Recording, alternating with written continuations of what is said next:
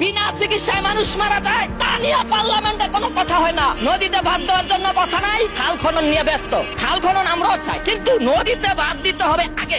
আজকে নদীতে বাঁধ দেওয়ার ব্যবস্থা নাই। আমার নেতা বরিশালের এমপি, আমার নেতা আব্দুল জলিল সাহেবের প্রতিদ্বন্দ্বী বিএনপির নেতা পাস করছে, আমরা তার পাশে ছিলাম। এখন সেই মন্ত্রী চায় নদীতে বাঁধ দেওয়া হোক বরিশালে, কিন্তু নদীতে বাঁধ দেওয়ার প্রজেক্ট চালু হয় না কেন?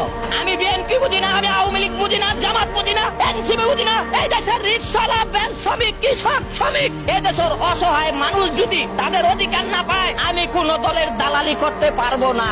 আমি কোন দলের বিরুদ্ধ বলি না, পক্ষ বলি না। অসহায় মানুষ চিকিৎসার অধিকার পাবে, খাদ্যের অধিকার পাবে, বস্ত্রের অধিকার পাবে, শিক্ষার অধিকার পাবে, কর্মসংস্থানের অধিকার পাবে। এইটাই ছিল জুলাই আন্দোলনের মূল লক্ষ্য।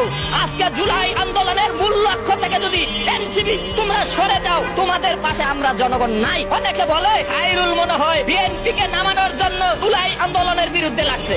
আরে ভাই, আমি জুলাই আন্দোলনের পক্ষে, কিন্তু তাদের লক্ষ্য ছিল চিকিৎসা পাইবো, খাদ্য পাইবো, বস্ত্র পাইবো, বাসস্থান পাইবো, নদীতে বাঁধ দিব, কর্মসংস্থান হইব। এইটা আমাদের জুলাই আন্দোলনের লক্ষ্য ছিল। কিন্তু পার্লামেন্টে দাঁড়াইয়া কেউ এই কথা বলে না। আজকে জনতার পার্লামেন্ট, রাজপথে দাঁড়ায় আবার কেন আমরা রাজপথে নামতে হচ্ছে? আমি রাজপথে আসি না, আমাকে এই প্রেস ক্লাবের আশেপাশে পাইবেন না। আজকে সাংবাদিক ভাই উপস্থিত সামনে পাইছেন, দেখে আমারে পাইছেন। আমার বাড়ি আব্দুল্লাহপুর কেরানীগঞ্জ ছাড়া আমাকে আর মাঠে পাইবেন না, কারণ প্রতারক, ওরা প্রতারক। ওরা অসহায় মানুষের চিকিৎসার অধিকারের কথা পার্লামেন্টে তুলে ধরে না।